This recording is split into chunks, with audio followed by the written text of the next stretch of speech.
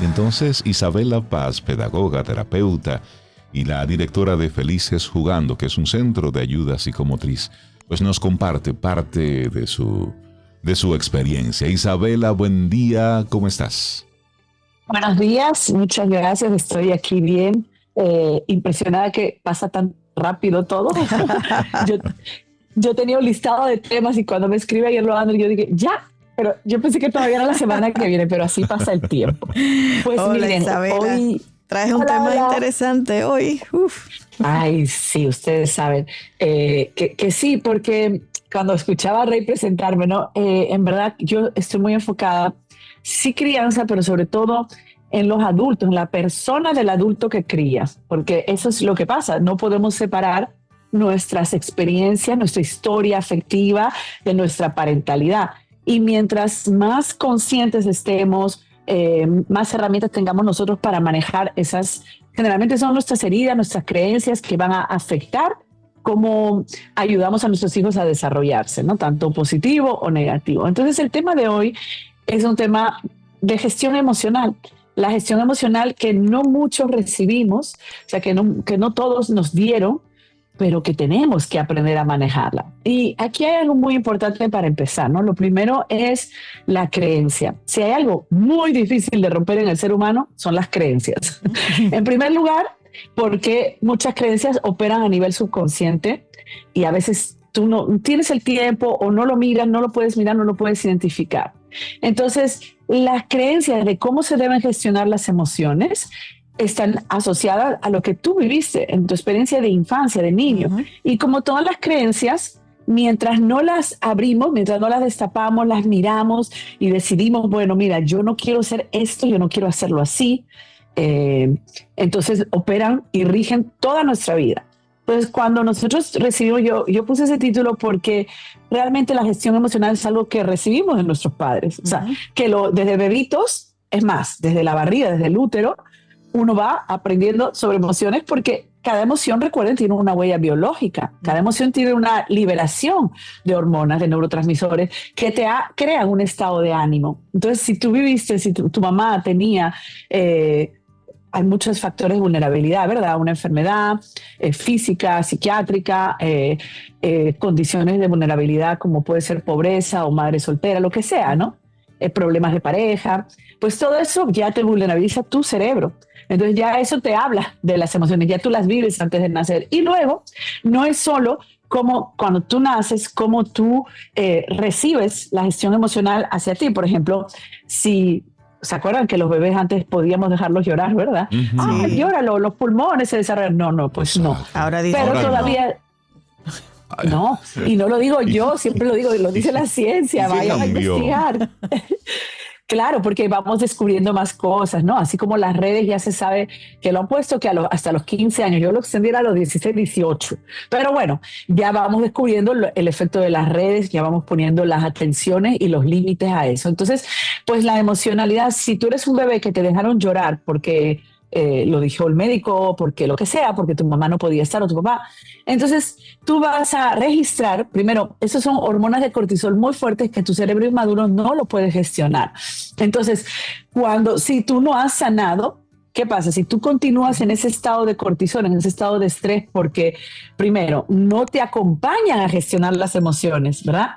Y en el caso de nosotros, la generación más adulta, ¿verdad?, que todavía está criando, pues nuestros padres no lo sabían. Siempre decimos, oye, no podemos fusilarlos por algo que ellos no sabían. Incluso recomendaciones médicas. Tú ibas al pediatra y te decían, bueno, ya tú lo vas a enseñarle a dormir y déjalo llorar, por ejemplo. No, eso es práctica, ya no, ¿verdad? Entonces, luego está lo que vivimos, lo que vimos. Y eso es algo que se va reforzando con el tiempo. Si mi mamá, cuando estaba con mi papá, cuando estaba en estrés, gestionaba ese estrés desquitándose conmigo a chancletazos, no hablándome, llorando, o sea, todo eso que yo vi en mis padres, en mi edad, sobre todo eso sí va muy de la mano con la familia que yo crecí, con el entorno inmediato que yo crecí. Yo voy a dar por bueno y válido que esa es la forma que yo debo gestionarme. Por eso es que yo dije el título, ¿no? Lo que no recibimos, porque aquí se trata de que para que yo ahora como adulto, padre o madre, pueda ayudar a mis hijos a gestionar sus emociones, Adivinen qué tiene que pasar. A ver, gestionar mis propias emociones. Entonces, Isabel, a ver, porque me quedan dudas importantes con este tema. Si yo fui de esos niños a quien me dejaron llorar hasta que me callara, que por cierto, mi mamá decía que yo era muy llorón, que yo era muy gritón y que yo no hablaba sino como hasta los 2 años fue que comencé a balbucear algunas palabras. Y ahora vives de eso. Pero yo sí era el gritón del barrio. Todo el mundo sabía cuando yo me había levantado. Se enteraba el pueblo. Salcedo entero se enteraba que yo me levanté. Entonces, ¿qué impacto tiene eso en mi vida de adulto? Para yo ver si entiendo bien. Algunas cosas. A ver cuáles son esas consecuencias. Sí. Vamos. No te quedes con nada. Dímelo todo. Qué lindo. Mira, lo que pasa es que, vamos a poner ese ejemplo. Sí.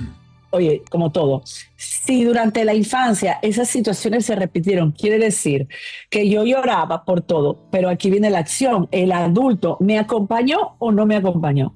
El adulto se cogió el tiempo de no juzgar mi emoción y sencillamente entender que soy una niña, un niño pequeño y validarla y estar conmigo y permitir que pase, pero ojo, expresión de rabia, tristeza, cólera. Creo que hicimos un episodio, no sé si lo llegamos a hacer, de Isabela, por qué le tenemos miedo a las emociones de los niños. Yo no lo voy a poner ahí. Isabela, me estoy acordando, Isabela, te digo más. Sí, mami, cuéntalo todo. Madre querida, te amo. Pero mira, me metían en un tanque de agua. ¿Y a qué? Para calmarme. Para enfriarte. Para enfriarme, sí. En un Doña Aurora. Así, para enfriarme. Bueno, hay métodos. No, pero eso muy duro, Isabela. Quizá ella fue pionera de la terapia esta del hielo que hay ahora. Hay que darle sus créditos. Oye, eso, Reinaldo, es que yo lo he oído muchísimo eso. Eso no es solo de Rey, o sea, se lo he oído a una de las compañeras de Felices Jugando que la hacían también, ella es de otro sitio que no se ha oído y también la rabiosa, hay que eso. bajarla. Yo pienso, claro, evidentemente. Tortura, Sí, pero hay que recordar algo, porque esto es importante. Y que ustedes que el otro día me tiraron al medio y me dijeron, ay, tus papás que siempre los tiró al medio. No. Vamos a hacerles una, ¿cómo se llama eso? Un excusado público. Ellos no sabían, ellos operaban. Había cierta intuición de que quizá el corte, ¿no? El corte de la situación. ¿Qué pasa si que no estoy validando, por supuesto, la práctica? Obvio que no, pero ¿qué hacemos muchos adultos? Cuando el niño empieza una rabieta, lo sacamos del espacio, un bebito, ¿verdad? Un chiquitito. Ajá. Tú lo llevas a verdad, tú lo sacas del entorno. ¿Y qué es eso? Es un cambio de atención. ¿Se entiende? Entonces, la doña Aurora no es que estaba así malísimo, había quizá una intuición de que un cambio de atención dirigida a otra cosa podía interrumpir. Una mujer sabia, inteligente. No lo dudo. Mira ese hijo, por favor, Rey, o sea. Salió medio normalito a pesar de... Qué risa. Entonces, bueno, el tema es que algo muy importante, si yo como mamá, ¿verdad? Yo siempre me manejo así, quiere decir, ignoro lo de mi hijo, lo apago, ¡fua! Porque la emoción intensa a mí me da miedo, porque sobre todo si yo no sé manejar mis emociones, la emoción intensa de mi hijo, yo me fusiono. O sea, yo empiezo, quiero decir, nuestros hijos son los triggers, los disparadores de todas nuestras heridas infantiles. Eso es muy importante, porque muchas de las cosas que pasan en la mala gestión del adulto hacia el niño tienen que ver porque el adulto lo toma personal, se traspasa, está viviendo una escena, pero esto es subconsciente. Les dije la otra vez, el 95% de nuestra vida es el subconsciente que la dirige.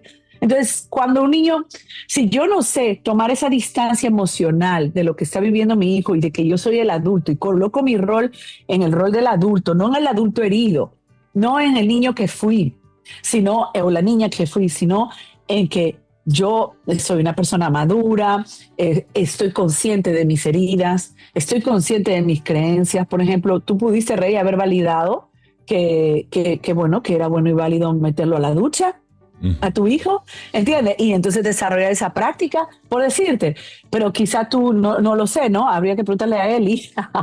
Quizá tú las prácticas, pues tú no la validas, entonces tú la cambias. Por eso dije al principio, lo más importante es cambiar la creencia. Para cambiar la creencia yo debo ver con qué yo lo asocio. Por ejemplo, siempre les pongo ejemplos personales porque evidentemente nos ayuda a identificar. Son de doble filo, que a mí ya me tienen en la calle. Pero, por ejemplo, yo siempre les cuento que mi mamá tenía una forma de manejar la disciplina o la rabia o la frustración y era a la mala, ¿no? Como muchas mamás latinas. Entonces, yo aprendí a vivir mucho en estrés. Entonces, cuando sucede algo, en mi caso, lo que sea, señores, lo más mínimo, pero que se sale de mi esquema psicorrígido, de como yo de mi cuadro, de lo que yo entiendo que va a pasar, mi reacción de una vez es el estrés. Entonces, es el abrume. Y esto, pero puede ser lo más mínimo. El perro que se hizo pipí, la muchacha que se va, el terapeuta no sé qué, o sea, le quiero decir, mi hija que no sé qué, porque yo he aprendido a responder con estrés, con agobio, con angustia. Y yo les digo, no, yo tengo el privilegio de cuidar a mis padres y yo lo veo hoy, o sea, yo tengo mi espejito ahí, mi espejote, ¿no? Y es algo que yo le estoy poniendo atención este año. Yo no quiero, o sea, es como yo respondo a las situaciones. Y la única manera, cuando tú estás criando, de tú ayudar a un niño, de tú acompañar a un niño o una niña a gestionar emociones, es con tu calma, tu propia calma. Y si tú validaste, fíjate cómo yo tengo que llegar a esta edad adulta, habiendo validado que las cosas se gerencian, se manejan, se responden desde la angustia. En mi casa, acuérdense que son angustiólogos porque somos medios conspiranoicos también. Sobre todo, es todo un sistema de creencias que emocionalmente abrumador, pero yo puedo salirme de ese es el mensaje. Yo puedo salirme de ese sistema de creencias, de esa forma de responder. No es fácil, sobre todo si yo soy muy, muy adulta, tú sabes, no es fácil, pero lo primero es atender. Les hago esta pregunta para todos. ¿Cómo yo respondo a las situaciones de estrés? Con quien sea, con mi empleado, con mi colega, con mi amiga, con mi pareja, con mi hijo, ¿cómo? En la calle, claro. Eso es lo primero. ¿Con qué lo asocio? Porque mi mentora, siempre les hablo de ella, tengo que traerla un día. Ella siempre me dice, Carola, acuérdense que ese es mi otro yo, mi alter ego. Me dice, pero vamos a ver, ¿tú crees que si tú no te agobias, entonces tú no estás sintiendo, tú no estás gestionando bien la emoción? ¿Tú entiendes? O sea, a veces parece que yo hice una ecuación en mi cabeza y yo dije, bueno, para manejar esta situación hay que estresarse. Pero no. Y les quiero traer una película, ustedes que siempre están recomendando películas y todas las películas nos ilustran tanto, que yo justamente como estoy atendiendo esta situación, porque estoy trabajando en las identidades ahora, o sea, ya yo no quiero ser esa. ¿Se acuerdan que ese fue un tema de fin de año? ¿Quién tú quieres ser? Yo no quiero ser la que se maneja con la emocionalidad angustiante, abrumadora, que salpica, que no aporta, que al contrario, crea más fuego a la situación. ¿Entiendes? Que te desconecta y te desvincula de tus hijos. Si tú lo estás gestionando en estrés, óyeme, que tú te vas a separar de tus hijos. O sea, tus hijos se van a separar de ti. Tu pareja se va a separar de ti. O sea, te deja claro la gente si tú te lo manejas todo con ¿y qué va a pasar? Y desde esa angustia. Claro. Entonces, yo decidí este año, yo voy a dejar esa identidad, esa creencia, esa asociación. Entonces, eso es lo que yo les invito a hacer. ¿Quién tú quieres ser cuando sucede un estrés? Porque o sea, cuando tú, para manejar situaciones de conflicto no quiere decir pelea, conflicto quiere decir situaciones que tienes que tomar decisiones, o sea, todo es desde la calma. Entonces, justamente vi la película Red, no sé si la vieron, no sé cómo se llama en inglés, es una película de Disney, pero es chulísima, animada, o está en Disney, ¿verdad? Y la película trata de una niñita de generaciones chinas, y entonces cuando ella llega a 13 años, pues vuelve a la adolescencia, fíjense que es simbólico.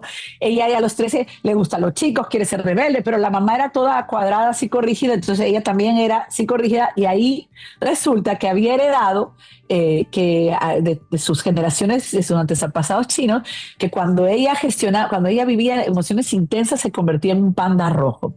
Y tienen que ver. Turning red, volviéndose roja, algo así.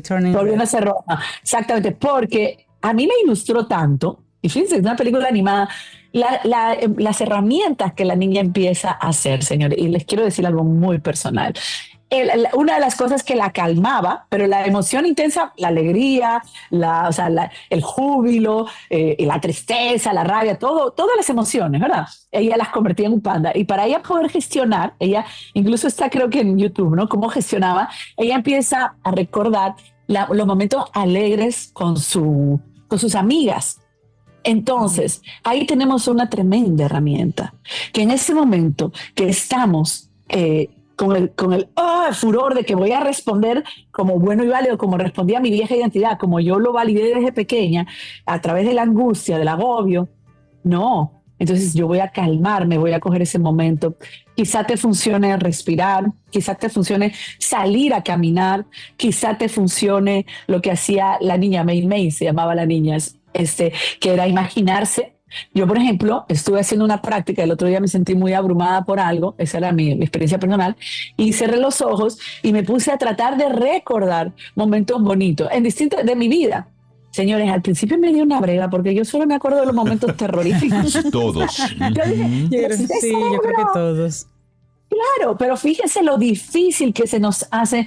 También recuerden, hoy tenemos algo más difícil, que tenemos el bombardeo de las noticias, que tú te acuestas, o sea, si no eres tú, tu pareja, viendo y alimentando que si lo que está pasando en Estados Unidos, que lo que está pasando en Gaza, entonces tú te alimentas de pensamientos, de entornos negativos que te afligen. Entonces, este momento de tú cerrar los ojos y acordarte de todo lo bonito del Señor. Yo empecé, fue una práctica difícil, ya ahora desbloqueé el nivel, como Mario Bros, o sea, hice pluf y ya ahora cierro los ojos y soy capaz hasta de recordarme de una playa, de un río, de paisajes, que no necesariamente con personas que me suben la energía.